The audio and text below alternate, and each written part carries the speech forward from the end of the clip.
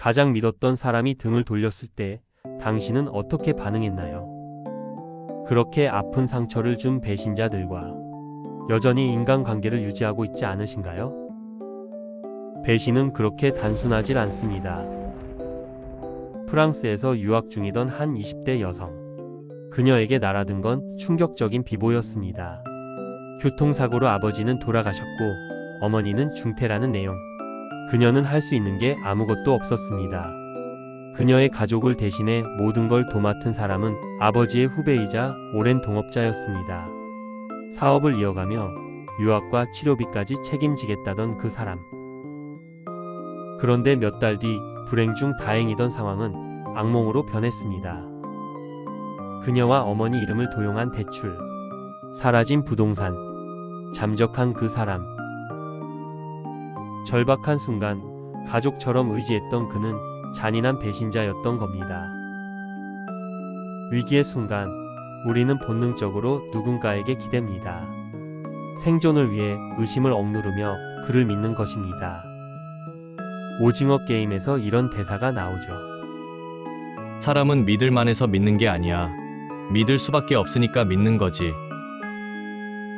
믿음이란 게 때로는 나의 선택이 아니라 환경이 만들어낸 필연일 때가 많다는 겁니다. 그런 믿음은 처음부터 배신의 가능성을 지니고 있습니다. 영국 켄트 대학 연구에선 배신 경험의 57%가 믿고 의지하는 가까운 친구나 연인에게서 발생한다고 분석됐습니다. 믿는 도끼에 발등 찍힌다는 속담, 그래서 나왔겠죠. 또 배신은 의외로 희귀한 경험이 아닙니다.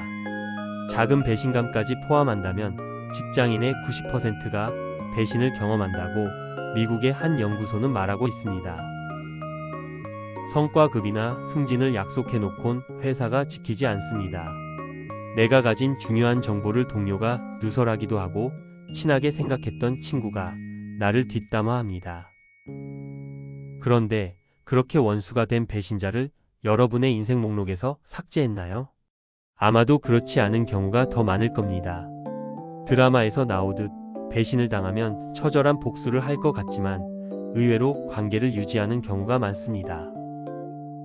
사람들은 배신을 당한 후에도 그 배신자가 다른 한편으론 여전히 나에게 이익이 된다고 생각하기에 관계를 지속한다는 겁니다.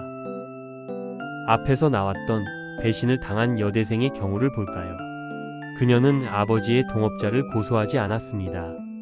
생계뿐만 아니라 어머니 치료비가 절박한 가운데 그가 생계비 지원과 일부 피해 구제를 약속했기 때문입니다.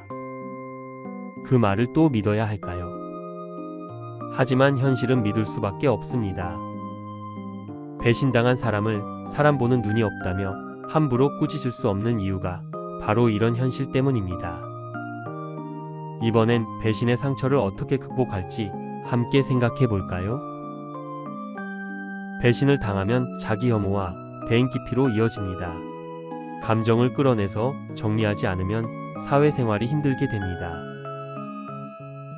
우선 뼈아픈 감정을 가족, 친구 또는 전문가와 솔직하게 나눠야 합니다. 그렇게 해서 꽉 막힌 나의 감정과 생각을 객관화시킬 수 있습니다. 문제의 상대와는 가차없이 거리를 두세요. 더 이상 그 사람에게 감정을 소진하지 마세요. 인간관계에서 자신만의 경계선, 다시 말해 스스로의 원칙도 이참에 만들어 보세요. 특히 힘든 순간일수록 조금 더 냉정하게 내 주변 사람을 돌아봐야 합니다.